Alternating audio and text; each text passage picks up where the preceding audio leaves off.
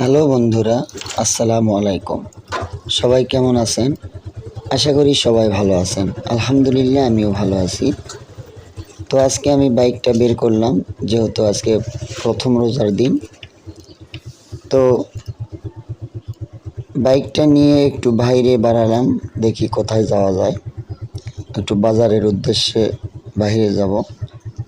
তো আমার বাসা থেকে বের হলাম, হওয়ার পরে বাইরে আসলাম। আসার পরে 1 মিনিট পর্যন্ত একটু বাইকটা আমি স্টার্ট দিয়ে রাখলাম।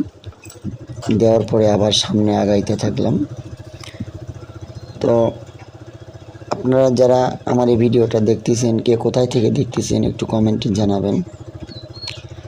তা আমি যে রাস্তা দিয়ে যাচ্ছি, এটা হচ্ছে সামনে অ্যাপেক্স ফুটওয়ার লিমিটেডের যে ইউনিট 1, সেই অ্যাপেক্স ফুটওয়ার লিমিটেড ইউনিট 1-এর যে ময়লা গেট আছে, এই ময়লা গেটের পেছন দিয়ে আমি যাচ্ছি।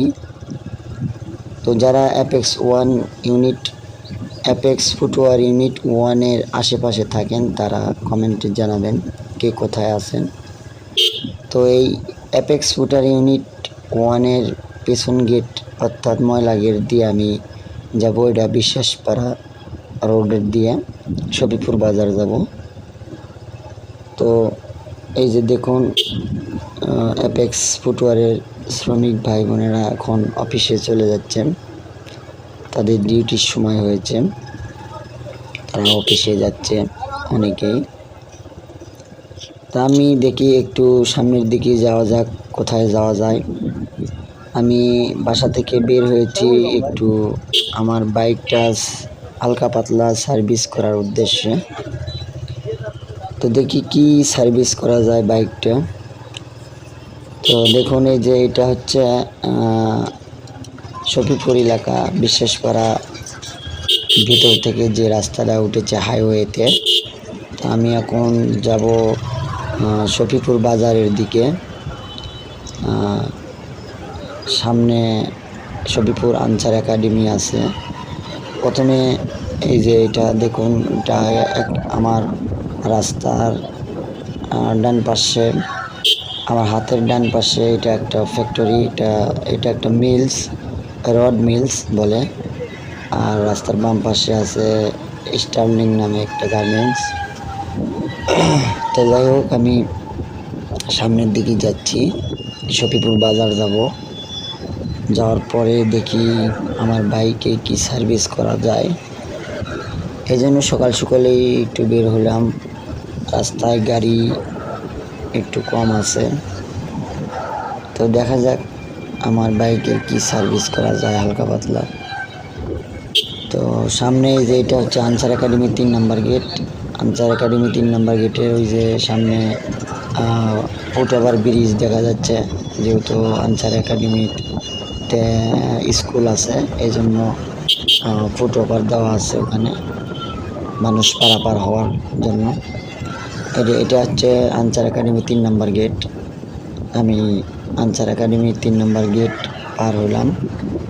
আর এটাই আনসার একাডেমির বাউন্ডারি দেখা যাচ্ছে আমার হাতের ডান পাশে। তো সামনে আনসার একাডেমি যে মেন গেট আছে, এটা হচ্ছে এই যে আমার হাতের ডান পাশে যে মেন গেট, এটা হচ্ছে মেন গেট। এই মেন গেট পার হলেই আমি শফিপুর বাজার। আর সামনে দেখা যাচ্ছে যে শফিপুরের বাজারের ওপর দিয়ে যে আপনার ফ্লাইওভার গেছে, সেই ফ্লাইওভার দেখা যাচ্ছে। এই যে আমি আনসার একাডেমির যে মেন গেট, এই গেট পার হলাম। হওয়ার পরে আমি এখানে রাস্তার বাম পাশে যাব। বাম পাশে এই যে ফ্লাইওভার আছে, ফ্লাইওভারের সাইড দিয়ে। যাই হোক, আপনারা কে কোথা থেকে ভিডিওটা দেখছেন কমেন্টে জানাবেন। আর যারা এই শফিপুর এলাকায় থাকেন, তারাও কমেন্ট করবেন। শফিপুর এলাকায় কে কোথায় আছেন কমেন্ট করে জানাবেন। তো এই যে ফ্লাইওভার, শফিপুর বাজারের ফ্লাইওভার,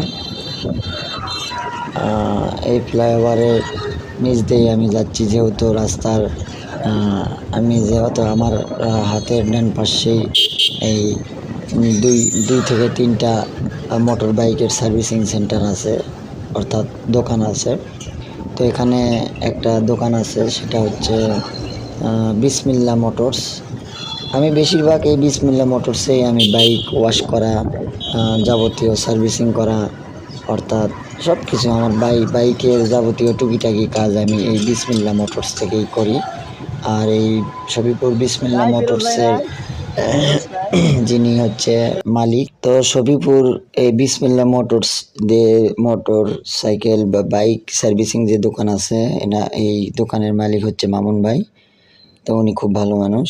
আর এই দোকানে যে সমস্ত ছেলেগুলো কাজ করে এরাও অনেক ভালো। আমি বেশিরভাগ এই ছোট ছোট দুটা ছেলে আছে, এদের কাছ থেকে আমি বাইক ওয়াশ করি। তো মোটামুটি ভালো বাইক ওয়াশ করে এরা, বাইক সম্পর্কে অনেক ভালো জানে।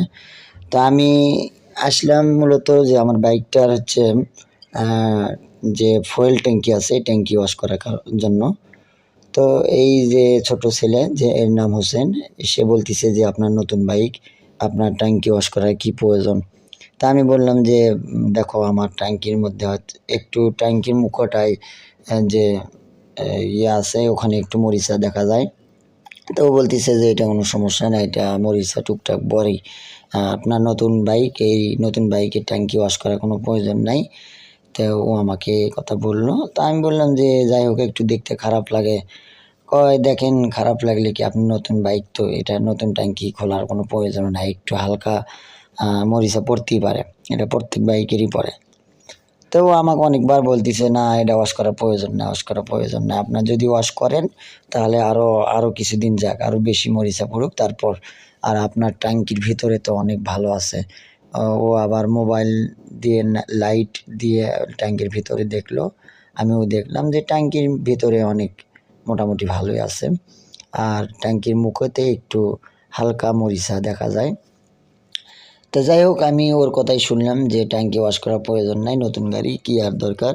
তো ও আবার আমাকে একটা সাজেশন দিল, সেটা বলল যে আপনি চেষ্টা করবেন সবসময় আপনার বাইকের ট্যাঙ্কি একদম ফুল, যে ফুয়েল ট্যাঙ্কি আছে ফুল করে আপনি রাখবেন, তেল অর্থাৎ অকটেন ভরে রাখবেন।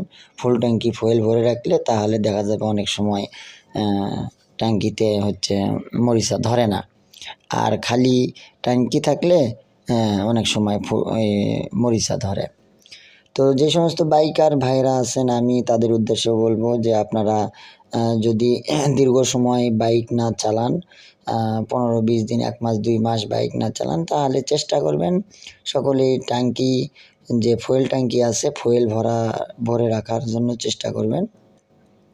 তো আমি এই ছেলেটির কথাই শুনলাম, আমি আর বাইকে যে ট্যাঙ্কিটা ওয়াশ করলাম না, খুললামও না, ওয়াশ করাইবো কিছুদিন যাওয়ার পরে। তো আমি এখন দেখি তেলের পাম্পে যাওয়ার পর তেল ভরাবো। আমি চেষ্টা করব দেখি কতটুকু তেল ভরানো যায়। তো যে সমস্ত বাইকার ভাইরা আছে আপনারাও চেষ্টা করবেন ট্যাঙ্কি ফুল করে রাখার জন্য। ফুয়েল ট্যাঙ্কি ফুয়েল দিয়ে ফুল করে রাখলে মোটামুটি মরিচা ধরে না। তো যাই হোক, আমার এই ভিডিওটা আমি শেষ করতেছি। আপনারা আমার চ্যানেলটা সাবস্ক্রাইব করবেন। খোদা হাফেজ।